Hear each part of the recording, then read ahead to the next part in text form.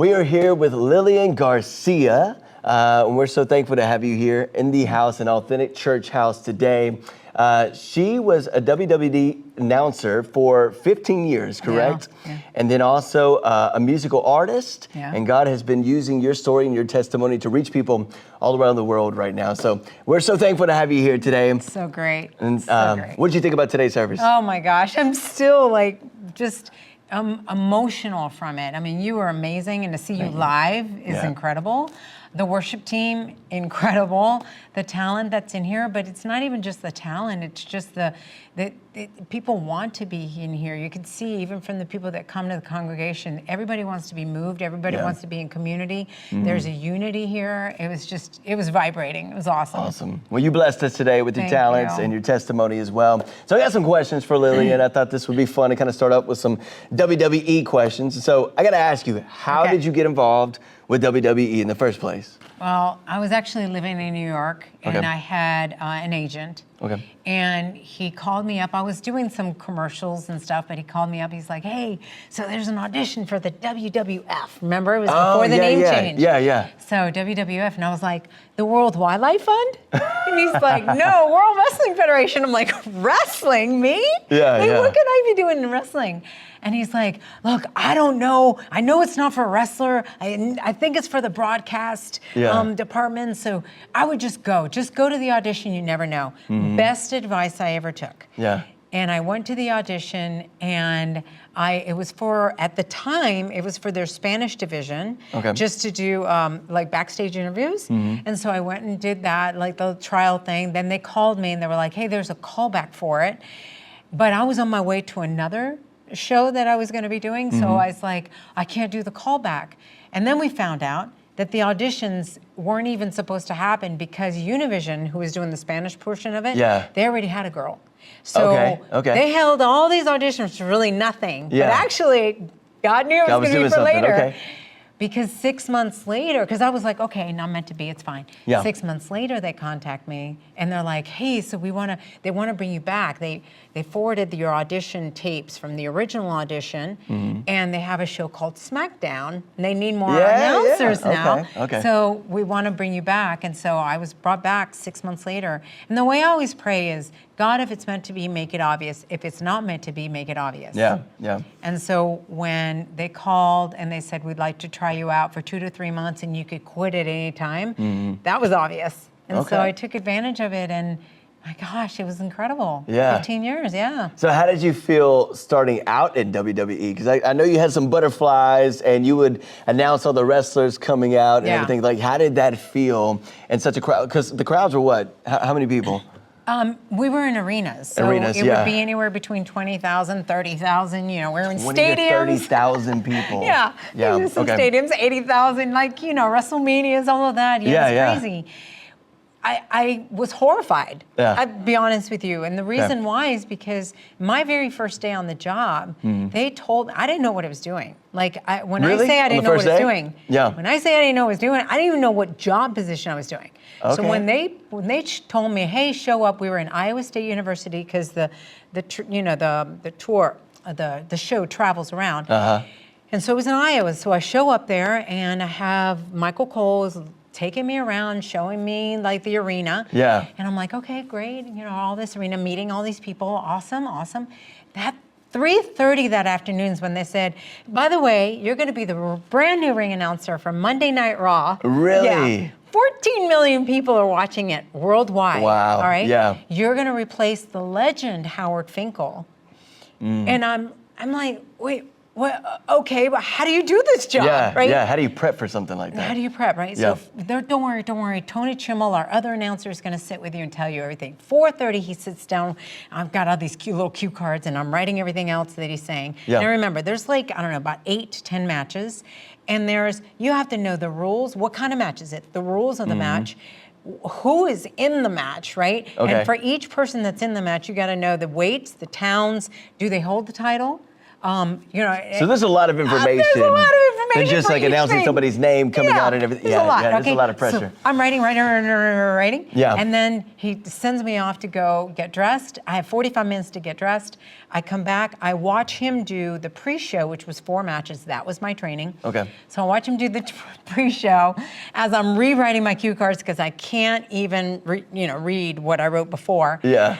And 20 minutes before we're going live, the timekeeper that was sitting here, he looks at me and goes, you can't use cue cards, right? And I said, this is a bad time for a joke, right? Wow. And, yeah. And he goes, no, our executive producer doesn't want anybody to use cue cards. We don't want this to look like boxing. I'm like, so you got to memorize all these things now. Goodness. So I almost left. Yeah, I literally looked at the exit sign and I almost ran because I was like, abort, like nobody knows you. You're going to make a fool of yourself. And then I was hyperventilating. He was trying to calm me down. And now we're 10 minutes before the show. And I just have this flashback of when I was thrown in the swim team without knowing how to swim. I was thrown in radio. I was a DJ on the radio, but I was thrown trying to run the board, didn't know how to run the board. And I was able to do it. Gotcha. And so I took what I learned there and I put it here, and one by one in the match, I just memorized everything as much as I could and went out there and just did my best and made it in 15 years, to a career. That was crazy. So what would you say to anybody that's kind of struggling? Like they have a big opportunity, but it's scary and maybe it's going to add a lot of pressure. What would you say to them just to encourage them? Well, don't think you have to be 100% prepared before you seize an opportunity. That's the number one thing. Yeah. I think, and use, I was using the tools of what I learned that got me through swimming and being in meets without choking and, I literally choked and then what I did, for example, at the radio station, when I was there at the board and they threw me in and left me, it was Christmas Eve, they wanted me to run the show that night. I got on the mic and I was honest with everybody, all the fans. And I said, hey guys, so I've been thrown at this radio station without knowing what the heck I'm doing here.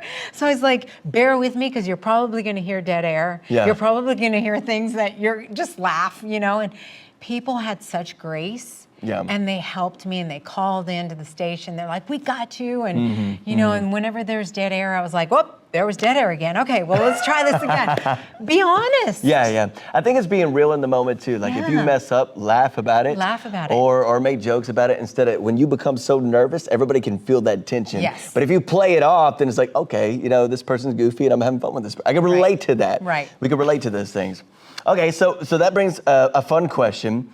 Do you have a favorite moment with the WWE?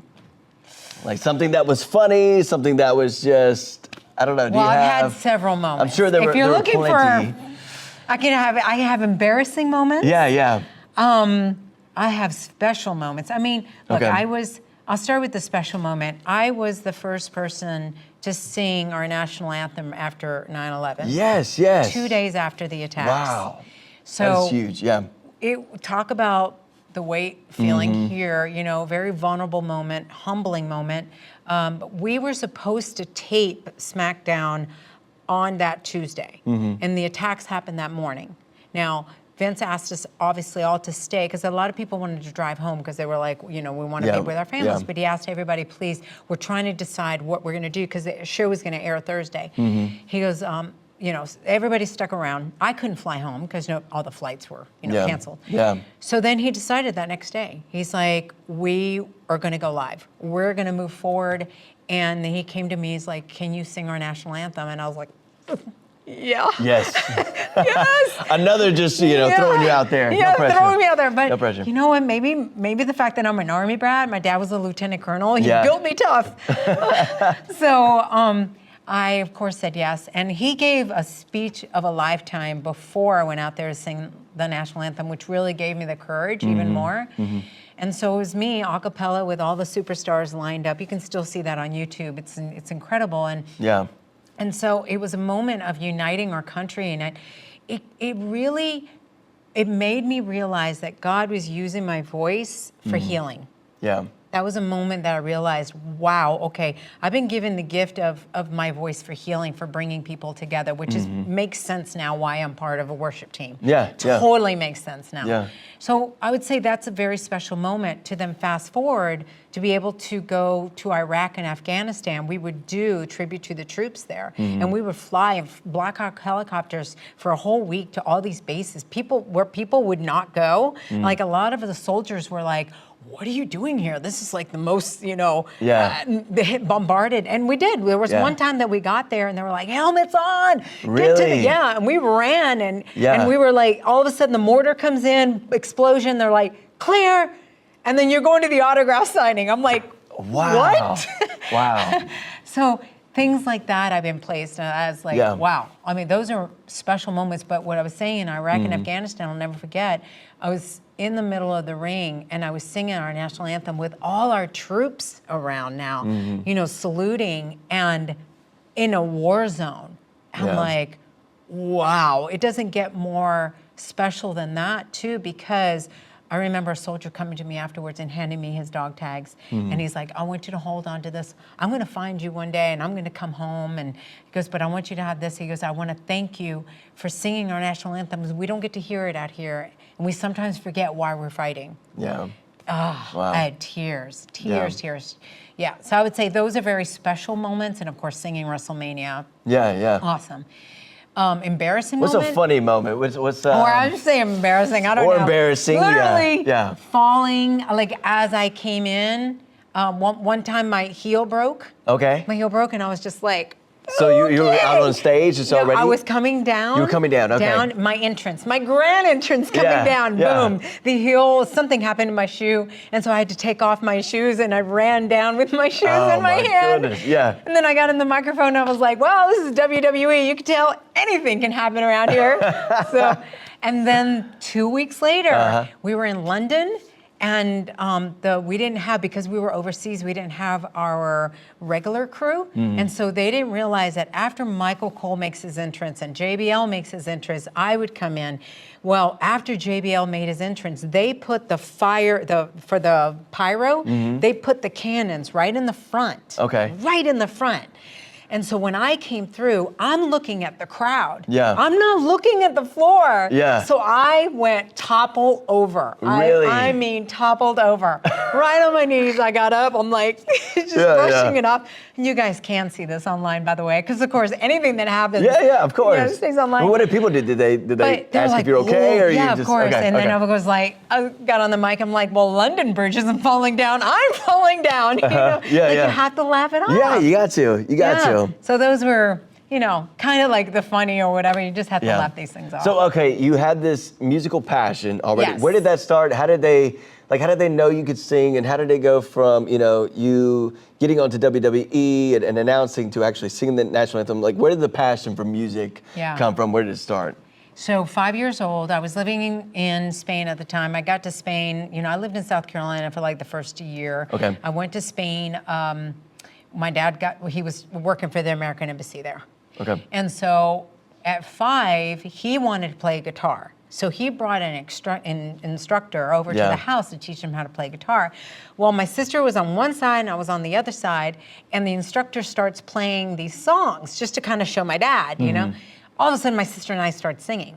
Okay. And so the instructor's like, whoa, what are these voices, right? Yeah. So he starts playing and playing and playing. And so every lesson, it was funny, my dad never learned how to play guitar because the instructor would come over just to play for us to sing. Okay. And then next thing you know, my sister and I were together singing, and a few places, and then we come to the States when I was 8, and we really started singing out. Yeah. And I joined a band when I was 14 in South Carolina. My mom was chaperoning every weekend. And it was just this massive love that I had for music and for singing. And then when I got into the WWE, that was one of the reasons I almost didn't take the job. Okay. Because I was about to sign with management for music. So when this came, I was like, oh, I don't know, is this derailing my career? Yeah, like two different directions. Yeah. And I could just, again, those words that the agent had said, just try it. You never know. And when they made it so simple, they're like, you can quit at any time. Yeah. That was it. It was obvious. Yeah. It was obvious. So like, here's a big opportunity, but if you want to walk away. So once I started August of '99, and then fast forward to around February. By then, I had made friends with The Rock, and he and I had done a lot of backstage interviews. Lots. Yeah. And so those are really funny. You want to hear funny? Yeah, I've actually seen a couple of the clips. Yeah, they're little. You can't get away with some of that stuff now. But it was funny at the time. It was always great working with him. Okay. But when he likes to sing. So when he found out that I sang, and he's like, have you ever sang the national anthem? I was like, yeah, I sang it for my graduation. Yeah. And so he's like, I think you should talk to the producers and see about you doing it. I was getting ready to do live events that weekend, and live events are non-televised events. So he's like, I think you should do it, because we always play it instrumental anyway before we do it. So I went to them. They're like, yeah, let's try you out. So I sang it Friday, Saturday, Sunday. And then I showed up Monday. All the producers told Vince McMahon like how great I had done. And he's like, I gotta hear this for myself. You can hear that, right? I gotta hear this for myself. And so he had me do it before we went live. I was in San Jose. I believe it was Valentine's Day. And so I did it then. And then, man, he had me do it at every single show. I did my very first WrestleMania was that April. I mean, to do it at WrestleMania, that was crazy. And then now I hold the title. I surpassed Aretha Franklin. Look at that. I know. Look at that. All because The Rock was pushing you. That's so cool. So Dwayne Johnson gave you a chance to get that. It was awesome. That is really cool. All right, let me ask you this, because I know with all the amazing opportunities that you've had too, I know even with success, there could be a dark side to those things. What did you feel started to happen upon kind of your soul, your heart through all this? You're seeing fame. You're seeing hundreds and thousands of people show up to celebrate this event. You're next to these stars, but at the same time, I know you shared a little bit in your testimony, like it wasn't enough. Well, one of the things is because I hadn't I mean, I believed in God, right? And I prayed, but I didn't have an in-depth relationship with him, which I understand what that means now. Because of the relationship that I have with him now. Growing up Catholic, I don't know, there was something that maybe just wasn't directed in my life to do this, get in the Word every day, study the Bible, like none of that. So what happened is, insecurities that were already in there from the move, from being bullied, from all of these things, I hadn't dealt with that. So now put me in front of 14 million people working with a company that is huge, with these superstars that I don't know who these people are, and I'm trying to get to know everybody, but I'm trying to be so perfect. That was the other thing too. I was a perfectionist. So I'm trying to be so perfect, and I'm praying to God, but I'm not hearing God. And so therefore I thought, well, maybe God's too busy for me. No, God wasn't too busy for me. I'll tell you that later. But I started looking for validation in my boss, in my coworkers, in, was this perfect? Like if I messed up, and I was learning on the job, so I messed up a lot. I was the first one to beat myself up. And so that started creating more insecurities. Can I even do this job? I have to be perfect. And then next time I messed up, and next time I messed up. And I'm like, why I don't need to be here. And, I'm a loser. And I mean, every voice started. But isn't it crazy that you can have that position? Because from the outside looking in, everybody's like, man, I would love that position. I'd love to have, the talent that you have, the opportunity that you have. But it's crazy, even on the outside with all these blessings, sometimes we can feel imprisoned in our mind. And these become strongholds in our mind, these thoughts, these lies from the enemy, and also from ourselves that we'll never be good enough, that we don't have value, especially like you said, when our value is in people. I preached on this today, that people's opinions change daily. They may like something one day, not like it the next. They may love you when you do great, but when you fall, they make fun of you or something or turn against you. I'm sure. And so we can almost become imprisoned to these strongholds in our mind, which Jesus can set you free from. And so how did you get out of that? Like, how did you? It was wild, because I'll never forget, like I would, because of the perfectionist that I was, I would be like, okay, great, you did match number one, awesome, all right, you got this. Do number two. Okay, yes, you nailed number two. Then I'd get to, like, let's say there's 8, I'd get to like 7 and everything's been great. And then all of a sudden be the voice of, you can't have it all. You can't do this. You're going to mess up. I mean, it was, and sure and behold, number 8, I would mess up. And then guess what? That one little mess up, I'd forget about the 7 that I did great. I'd hone in on that one mess up, mistake. that one mistake. I ended up, again, because I didn't have community, I didn't have a church that I was going to at the time. So I didn't have these things that are now, like you're helping people to realize this is what we need. I remember reaching out to a coach. I was just a life coach. And saying to him, I need help. I need help on how to I felt like I was sabotaging myself at that point. I'd get to that. And he was giving me these little, tidbits here and there. But I think that the switch, I mean, and maybe that's why, like I said, for 15 years, it was so torturous. Because I was my own worst enemy. And it's, but I did, towards the end, I remember I did some self-help. I did get into a little bit of community. I hadn't found my church yet, but I do remember that the last 5 years, when I took a 2-year break, those last 5 years were much better than the first 10. I grew up a lot in that time. And I also remember this was key. When I decided to go back, and I didn't know I was going to go back for 5 years, but I knew my story wasn't done. When I decided to go back, I said, I'm not going to make this about me anymore. I'm going to go back to pour light into that place, to pour love. And I knew I needed to pour love into the women's locker room. I felt like that was something I needed to give back.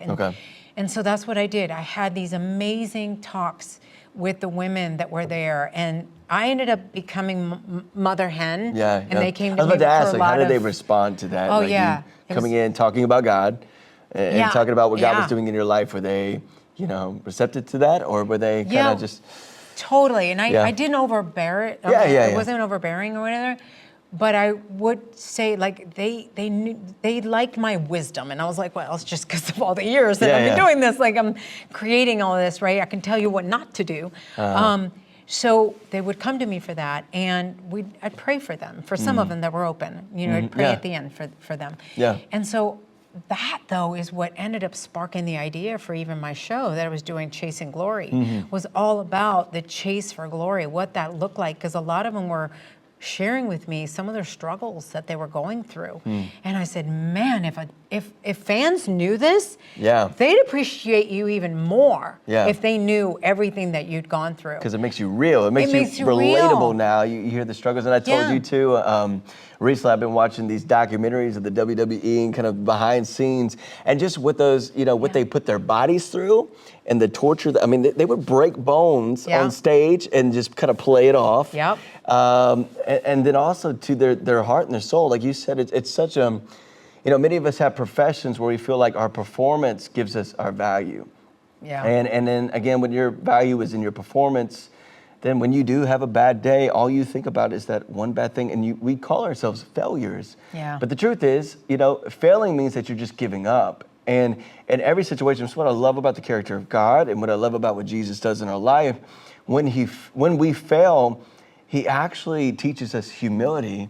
For sure. And we're able to lean on Him and trust Him. And He pulls us out of this pit. He will pull you out of depression, out of anxiety, out of this fear. And He shows you that He will love you like nobody else in this world. And then He will speak promises over you. And we talked about that today too. God will speak promises over your life. And when you hear those promises, write them down. And hold on to that when you feel like everything's kind of falling apart in that moment. And so God was using you. And it's cool to hear, like, you had a belief in God and you believed in God, but it seems like He was maturing you over and over or more because of the trials that you were feeling on the inside. And then He allowed you to be a light to other people in that community. I'm so grateful for that, because it also created empathy in me. I have so much empathy for people and for what they're going through because of everything that I've been through. And not everything's been handed to me. And so I can actually relate to other people and help them through things way better. And even communicating. It really helps. So it is wild if we allow and just say, okay, God, I know I'm going through a tough time right now, but I know you're going to use this for my good in the end, it always comes to fruition, always. Yes. Even if you can't see it immediately, it does. So let me ask you this. So I know you shared your testimony. Yeah. It was when a friend invited you to church that you really felt, I would say from your testimony, it's like that's the time you felt a peace, peace from the Holy Spirit. Yeah. Just telling you that this is it. This is something that the world can't offer, but it's something that you need. Kind of what happened in that experience? So her name is Dana Daly, and I have to just say her name because she really changed my life. And I want you guys to know out there, if you see someone struggling, you can make an impact. And it's just as simple as inviting someone to church with you. She's always like, whenever I'm saying thank you to her or saying her name, she's like, I just invited you. I'm like, you don't understand what you did with that invitation. Yeah. Like really. She opened up a door. Oh my gosh. Yeah. I'm like, when I'm, she's now watching me on the worship team back in California. And I'm like, you did this. You bringing me here got me eventually on stage, right? Exactly. So it's amazing what one person can do. But yeah, I just remember that the first time I went, I was sobbing and I was taking it all in. I had never heard worship music like this ever. Okay. Because remember, Catholic, it's a little different. Like unless you're in a very contemporary Catholic place. So I ended up going ahead and being, as far as just like letting it all go. The second time I went, that's when I said, I surrender. I surrender. Because I remember that's the first time I said, I got to go back. I just had this like thirst. And right then when I surrendered, I felt the Holy Spirit, Jesus, everything come through me. Yeah. And then I hear this, I need you on stage. And that's when I went right after that. I went to what they call Next Steps and I asked about singing. And everything just started snowballing. It was incredible. Okay. And here I am today, and I see you. Can I say the story? Yeah, go ahead. We met? Yes. Like, I'm going through Instagram, and I'm seeing, all of the feeds. Yes. And all of a sudden, you pop up. Yeah. And I'm like, listening to you, and I'm like, I really like the way you say your sermons and all of that. Yeah, right? And so I started following you, and then all of a sudden, there was something that you really resonated with me, and I put it up on my stories, and I remember you DMing me and responding to that and saying, hey, thank you so much for sharing me on, it's all right. And then you and I started communicating. Yeah. And then when I told you I am back in South Carolina, I said, hey, I'm coming back to South Carolina. Would you like me to come sing? Yes, which was only 2 hours from the church. Yeah, it's only 2 hours. So here I am. It's just a surreal moment. It's a beautiful moment. I love everything that you're doing here. There's a great energy, and I just feel called to do more. Yeah. So, well, I'll be breaking this here, but I'm moving back to the Carolinas. Yes. God is asking me. She'll be part of Authentic Church, and she's going to... We'll pray it. Are we going to put that out there? We'll pray it over that, yeah. Yeah, so, cool. I'm dropping everything. God is literally saying, sell everything. I'm selling everything next week, and... Okay. Yeah, we'll see what happens. Hey, moving by faith. Okay, so I have one more big question. Okay. This is the biggest one. Okay. Could I make it in the WWE? All right, could I take down Roman Reigns? That's all I want to know. Seriously, if Roman you were Reigns, doing this... I'm ready, whenever you want to go. Your gift of gab. You have to have a gift of gab.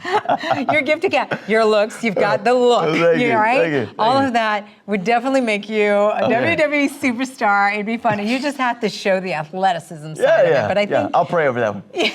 But I think we need you here. The world needs you here. I'll be fighting the spiritual battle, guys. It's okay. I'm staying here. Don't worry. But it would be funny to introduce you, making his way to the altar.